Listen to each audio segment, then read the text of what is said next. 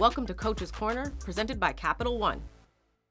I want to ask about family. You became a head coach at the same time you became a father within, just a few months of each other. What has been the hardest thing, dad or head coach? Oh, I think coaching, being a dad has been amazing. He's awesome. I mean, it's hard in the sense of, I think any parent that has a young kid will tell you it's hard, but it's so rewarding.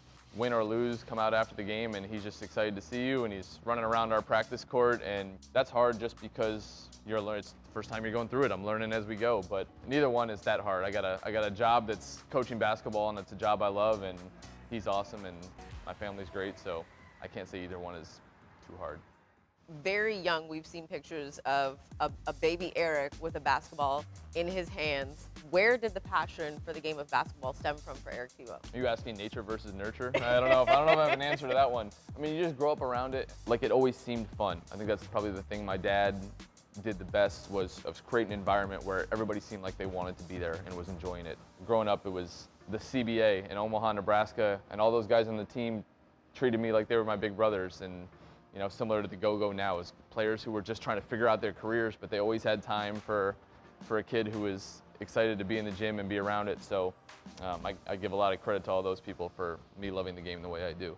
When did you know that passion was going to be turned into a career? I mean, like probably every kid, I wanted to be an NBA player, but part of being a coach's kid is you have a little more realistic outlook, and it was evident to me, probably younger than it should have been, that I wasn't going to be an NBA player.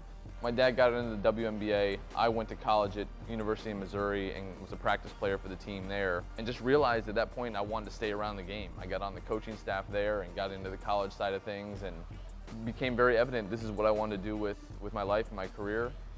I was lucky to have great coaches I worked for along the way, and then finding a home here in DC. We've been here 12 years now. Your sister Carly, who has been a fixture at ESA when she's been able to. She's also the head coach at Fairfield and has had a really great, successful time there. How do you lean on each other and utilize the experiences you both have?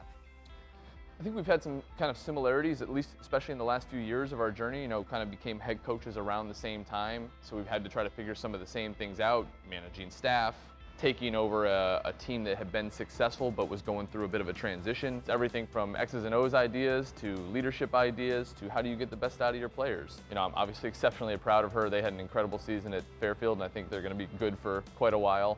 But it's good. I mean, it's nice that she can throw ideas back at me, like you said, come sit in and practice, sit in our coaches' meetings, and give a different perspective. An outside voice, but one that's very familiar to me. Do you steal plays from each other? Oh, of course. No, even some simple things like they see so much zone offense is something that she can help with a lot for us. Stole a few recently from her in that one. I want to let you leave people with the last word. Best piece of fatherhood advice that your dad gave to you. Nothing, just love him. Love your kid. You find out very quick you'd do anything for them.